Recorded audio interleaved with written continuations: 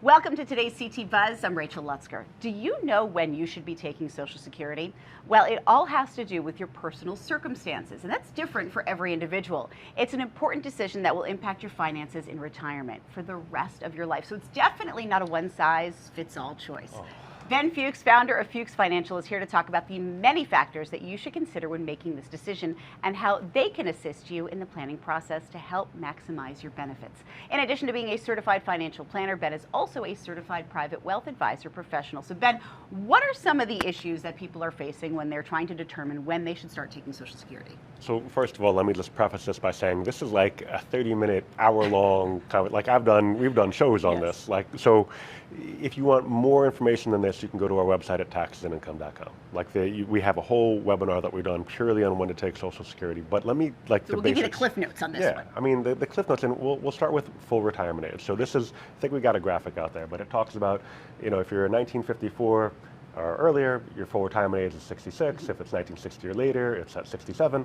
And, for every year in between, it goes up an extra 2 months, right? If it's 55, it's 66 and 2 months, etc. So people misunderstand what full retirement age means. They think, oh, this is the age when I can get all of my benefits. And it's not. It's the age when you can begin taking Social Security without getting reduced by continuing to work, by having earned income. So we have a graphic here on when you should begin taking, when people actually claim retirement benefits. So the majority of people take it between 63 and 66.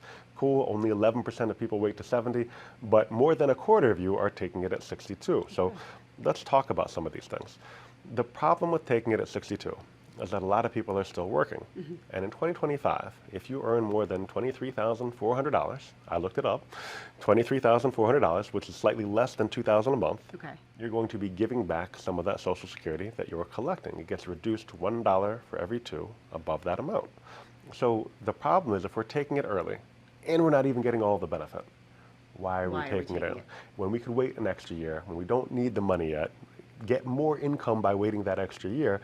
And oh, by the way, Social Security is taxed less than other income.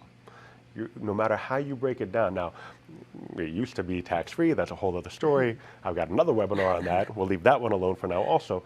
But it's still taxed less than ordinary income. And depending on what the rule changes make later in the year, it could be not taxed at all. We'll see. So it would make sense that you want most of your income, or as much income as you can, coming from a place that's either taxed less or not taxed at all. So, I mean, really is the goal just to kind of wait as long as possible before you can take it? Is that not always the case? Not always the case. I mean, there are scenarios where it's like, hey, if my goal, and I love my 3 children, I think they're wonderful, but I'm not trying to leave them any money, like they better figure it out themselves. But if it was, as soon as I've retired, I'm taking Social Security because I don't want to spend down the stuff that I can leave them.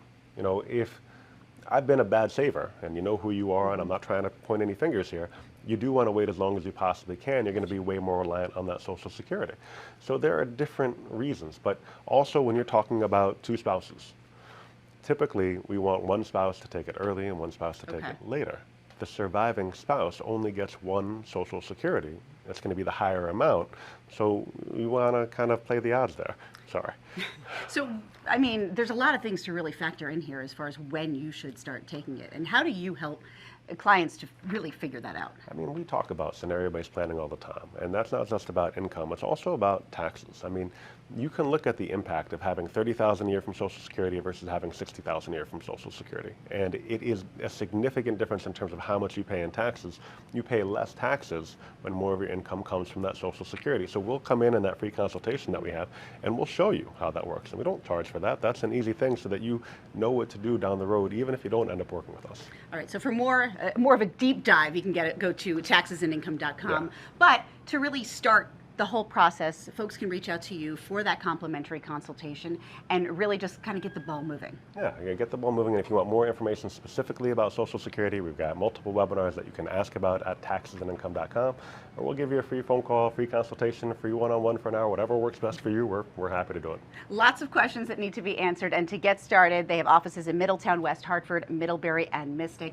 Taxesandincome.com, that phone number 860-461-1709 to set up your appointment for your complimentary consultation. Ben, thank you so much, and thank you for joining us for today's CT Buzz. I'm Rachel Lutzker, and we'll see you next time.